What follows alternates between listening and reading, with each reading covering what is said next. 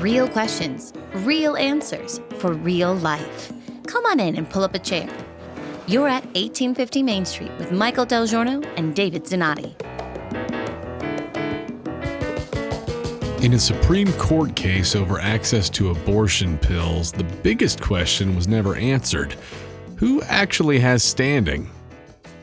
When we left off, we were talking so much about the oral argument and how it went and standing and so on. Do you ever look at these kinds of, I don't think the Supreme Court does, nor can it, but when you're trying to analyze it, like I struggle with getting, to me, it's three different cases. There's the case of sacredness of life. And again, the baby doesn't have any say or any standing, and that's appalling to me. There is a court drama and issue here for the court, because no matter how they decide, they're going to be demonized by one of the sides right before a presidential election. And unfortunately, that's what America focuses on, presidential elections. And then there is the political issue and how it impacts the abortion issue in general, let alone a leading issue in a general election. We could do this whole case from the prism of life, from the prism of court, from the prism of politics, which is a whole other train wreck in slow motion, isn't it? Yeah. And just to give, again, a frame of reference, because we have a lot of folks that are going to overhear these conversations and that listen on your morning show, and they wonder, like, okay, who are all these people and what are their credentials? We've been involved in cases between state Supreme Courts and the United States Supreme Court on just in the last 30 years in regards to gambling, school choice, marriage, gender, abortion, taxes. That's six right there, I think. And that's just in the last 30 years. And we've watched these cases develop. We've watched strategies develop. We watch cases be won, cases lost. There's times that you put together a case that you lose on purpose. There's times that you put forward cases where you think you might lose, but if you lose, it's a forward fall. There's times you put forth cases where you get drubbed and you're shocked and can't believe it. And there's times you do cases where you could end up 3 years in a courtroom and then get thrown out on standing at the last level. This would be one of those cases that it's very possible. This has quickly come through the courts. Came through a Texas court at the district level, then went to New Orleans on the circuit level, and now it's come to the United States Supreme Court in very short order. This is a really quick case. And when you say dismissed on standing, that the plaintiff's argument will be dismissed, because if the case never should have been here, they throw the case out. You never should have got in a courtroom. You never should have gotten in a courtroom because you have not been harmed sufficiently and without remedy to bring a lawsuit. It's a delegitimization of the entire case. It throws it out completely. All right, let me be them for a second, seeing as I identify with them so much. How can you say that when we demonstrated the doctors that were harmed and put in these emergency situations and could not keep their oath and had to be involved with something they're morally against and complete an abortion in an emergency room? What about the women who had taken these pills and had severe complications beyond what their understanding of what the pill was going to do, how they were going to feel, how high their fever would be, how bad their cramping would be, how much blood loss there would be, or what would come out and she would see it and be traumatized by it? I mean, all that. None of that proves harm, which ultimately proves standing? So here's the way the court discussed standing in the oral arguments. And of course, the court has a lot of precedential background on how they determine standing. But here's the four things that came up during the case. Right, first is this speculative? In other words, you've got a little group of doctors that you just put together for this purpose. Let's be honest, you put them together for the purpose of the legislation. You're more concerned about what's coming in the future as opposed to what the established harm is to date. Because you're trying to tell us that this is the beginning and there's an avalanche. So number one, your harm is speculative. Number two, it's not enough. The consequence of banning this pill or giving you the remedy that you desire is so stark, there hasn't been enough harm to prove that it merits that kind of response. Number three, it's not traceable. You can't prove the connections of the harm.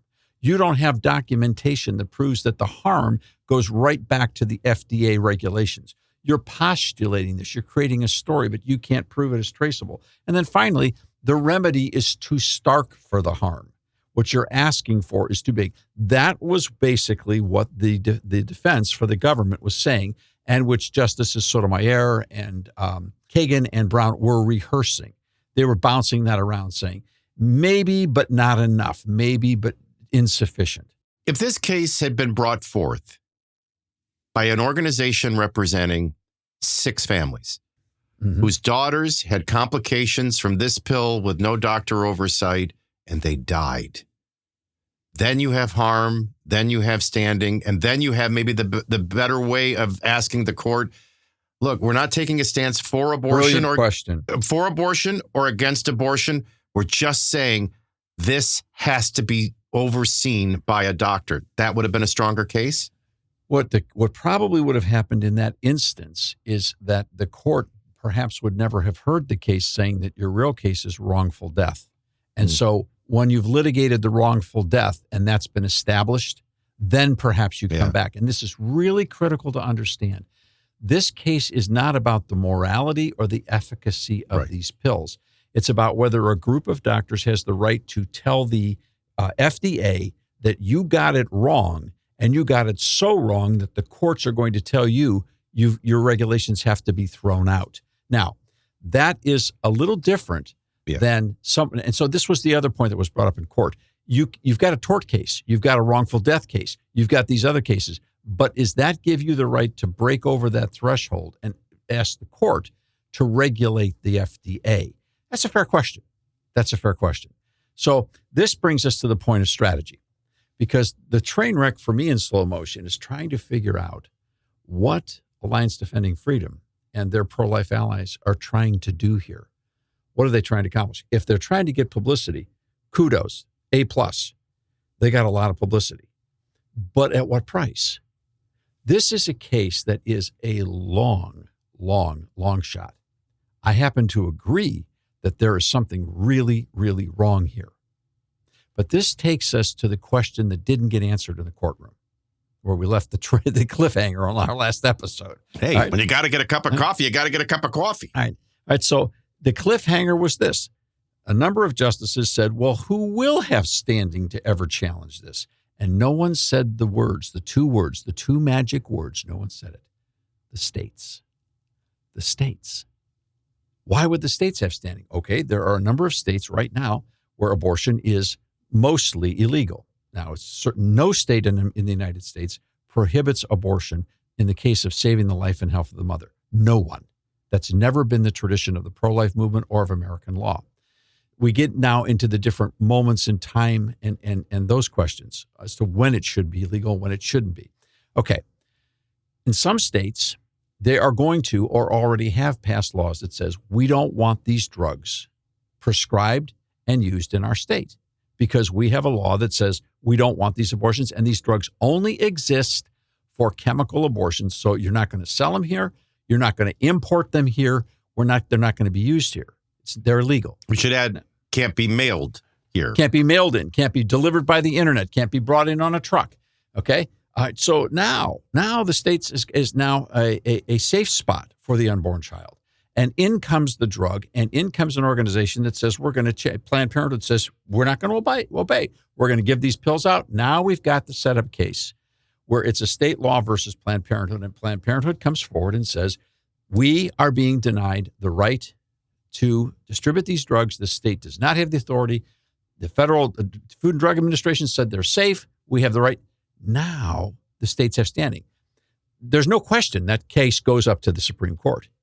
My question is, why did the pro-life forces start with this case as opposed to moving in a case where they'd have a much stronger platform on the debate? And while we're on the topic of strategy, you've got to know that more R's than D's is good for what you stand for. You're causing a case that's going to bring this top of mind right before the convention and cause more D's than R's. Not only are you not going to get the case you want, you're not going to get the Congress you want. I mean, that's pretty blind strategy. I was going to say dumb, but I didn't want to be disrespectful, but that's pretty blind in that strategy front. So you bring up the second point, which is the politics. All right. Let me drop back one more time, though, on this other strategy of timing, because think about this. If you've got a law that says we're not doing this drug here, and the FDA is passing regulations that permits this drug to be going on all over the place, and all of a sudden you're saying, wait a second, the FDA regulations are actually running in contradiction with our state laws, now you've got a chance of dragging the FDA into the process, as well as the plaintiff of Planned Parenthood. So you've got a way of getting at the subject. So maybe this was a Hail Mary pass. Maybe it was an early situation where they thought, well, maybe we can flank them early and surprise them on this case. Who knows what the strategy was, but at what cost? They did get publicity. Everybody's talking about it, and we'll talk about it, and that helps.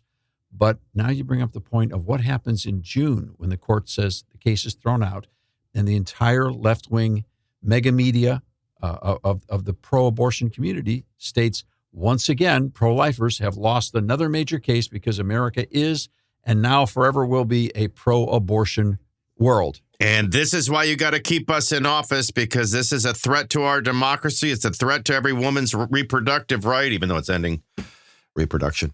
So why would you do that? What's the policy? Can I just take one more stab? Yeah. You know, if I'm nothing else, I'm predictable.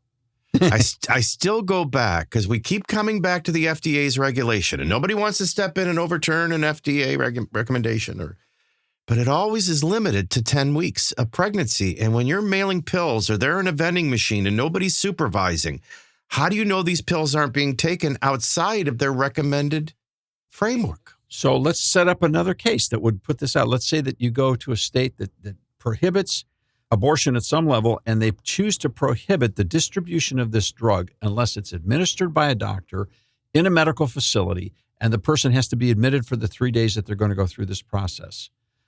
Or they have to be admitted at some point. You know, in other words, you set it up in such a way that you really do create a very strong awareness, information, and safety net for the health of the woman. And Planned Parenthood doesn't like it. They prescribe the pills, and they say, this is restricting. These regulations are restricting our ability to distribute this material. And the FDA has said it's legal and safe.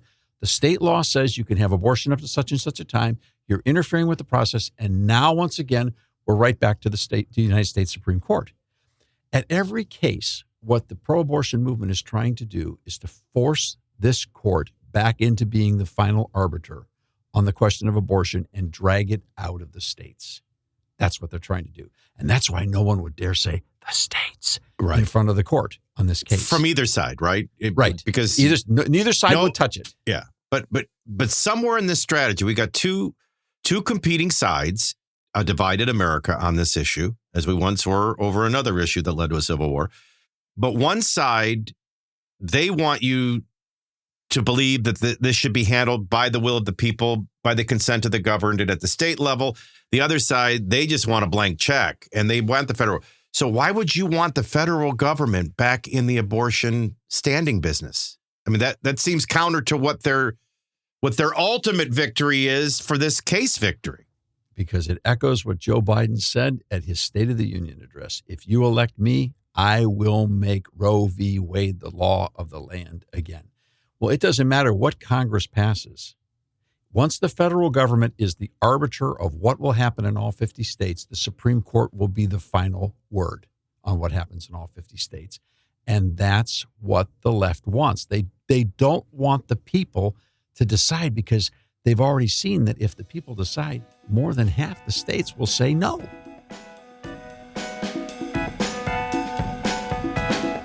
Thanks for stopping by at 1850 Main Street. We're glad you're here.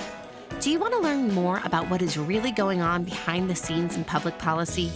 Tune in to The Public Square on over 200 radio stations coast to coast. Or download the free Public Square mobile app from your app store. Just look for The Lamppost. Find out what America is really talking about at thepublicsquare.com.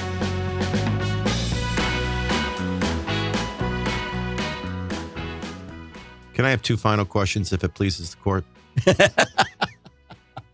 This notion, never mind this case, this notion, and we all know it, and it's been happening for a long time, and now it's about 3/4 of all abortions. And this drug in particular is about 60% of those. Who would design abortion to move to pills, if not for the stealthness of it, the secrecy of it, and for the death The death is the only option. You would, I mean, if you could hide for the longest time saying pro-choice, and you could say it was about a woman's right to choose, and you could say it about reproductive health, but now you want husbands won't know if their wives had a miscarriage or took that pill. Teenagers don't ever have to consult their parents or their doctor. They can get it right out of a vending machine and take that pill. And you won't know unless something goes wrong. And if it goes wrong, well, that's too late. I mean, can we finally agree that this battle is life and death, that they're playing for keeps? And one side, no matter what they frame it with in terms of PR, they want the baby gone. And the death choice they're not interested in any other choice but death. Because the more I researched, I kept bumping in to, pro-abortion people saying, well, we don't want a doctor involved. We want to have, privacy for the woman. And she doesn't want to have to go to an office to get this. She doesn't want to have an ultrasound. Well, you know what? I want to be healthy too. And sometimes I really don't want a colonoscopy. That's just life. But at some point, when we said the death of journalism took place, the death of this PR game is over, right? We have those that are pro-death and those that are pro-life. But this case isn't the vehicle. The sneakiest piece of evidence, and by sneaky, I mean the most well-hidden piece of evidence that proves your point, would probably come as a surprise to many people. These pills go for about $100. Planned Parenthood is not getting rich off these pills. You know something else? Planned Parenthood doesn't get rich off of an abortion procedure. Abortion for the Planned Parenthood abortion industry, the clinic industries, abortion by and large is a loss leader for the abortion industry. This is one of the deepest secrets in the abortion movement. The money that they get is from charitable contributions from politics.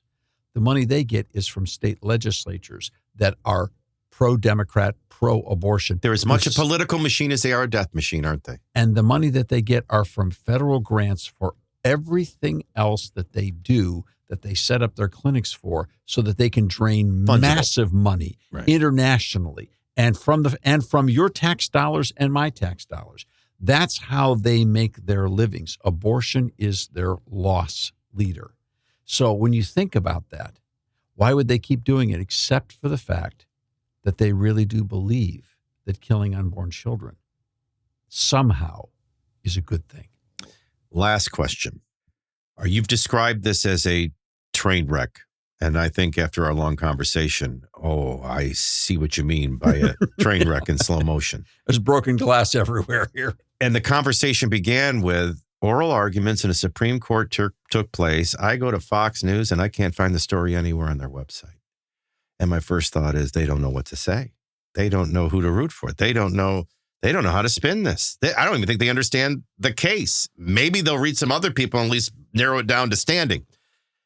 Talk about a train wreck, whether it's now or when the ruling is made right before the presidential primary conventions for both parties. Is anybody going to know whether they won or lost? I mean, think about it. As we have done this we have peeled an onion of so many layers. No one's even going to know. Oh, pro-life won. No. In fact, it might be the opposite. No, pro-choice won. Pro-abortion won. Well, yeah, but no, not exactly. Doctors won. No, doctors lost. No, not exactly. I'll tell you who lost. And you can take this to the eternal bank. Every baby who will be denied life, liberty, and a pursuit of happiness. And now, stealthily, done in secrecy, but cannot hide from the eyes of God. Now, the other thing that we will be giving account for is what we do in this time period. And that's where the burden of people who do talk radio, like yourself, like me, people who do public policy for a living, like the American Policy Roundtable on the Public Square. The burden here is massive. And I want to tell you that even though I have had strong disagreements with different members of the pro-life community and different strategies that they've used over the years, and we have had strong disagreements as an organization. And I'm going to tell you that in almost every instance, we were right and no one would listen to us.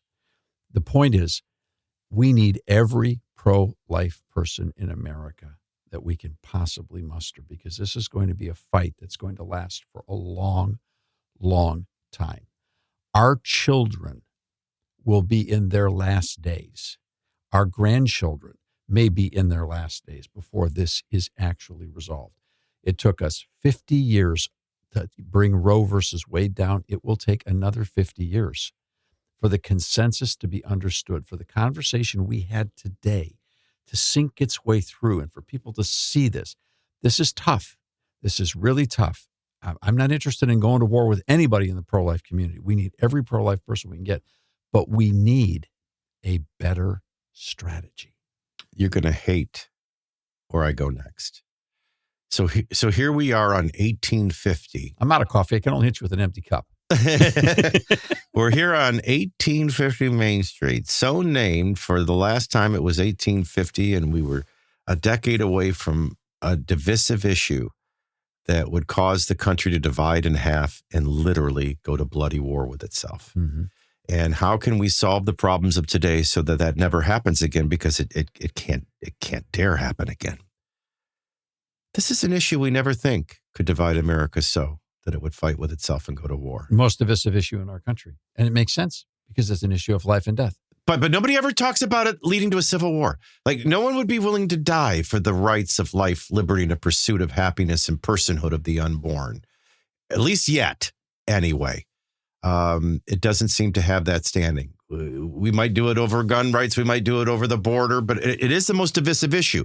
But you never hear anybody violently. Well, I guess there's some violence at different sites when people protest, but it is one of those. And I think in this case, the poster child of too complicated to understand. It would take them that long to understand it. I'm thinking right now that the media doesn't even quite know what to say and get. Well, the country is divided on this issue and many others. And I don't know what the accumulation of issues would be that would actually provoke an armed response. And the purpose for doing 1850 is for us to never get there. Never get there, right? Not promote it. Keep it from happening. And part of it is to explain to people that God in his heaven understands. Listen, the Civil War is the worst war. It is the dumbest thing you could ever do. It makes no sense. And violence in the name of the pro-life cause is absurd. It accomplishes nothing. Well, it accomplishes death. Yeah, it's worse. So the goal is we have to have the courage to keep fighting for innocent unborn children and recognizing that the way that we started this whole train wreck with the taking of innocent unborn children has influenced everything that we believe about each other, the way that we treat each other, the way we treat elderly people, the way we're dealing with healthcare. When you can live in a culture mindlessly considering what we've talked about for these last two times together and not even think about protecting women from this kind of situation, you're dehumanizing everything about who you are. Life goes down in big pieces. And so we've got to stand for life. But we have to have the courage to say, we have to stand no matter how long it takes. So if this case falls, who won? If this case falls, of course, the pro-abortionists will claim major victory, and they will mock the people who brought it forward. Their strategy certainly is suspect, as was issued by the court. There aren't going to be shortcuts, but again, we'll see. It'd be easy to be when they lose. It'll be easy to criticize them. I'm putting my criticism and my questions up front right now, win, lose, or draw.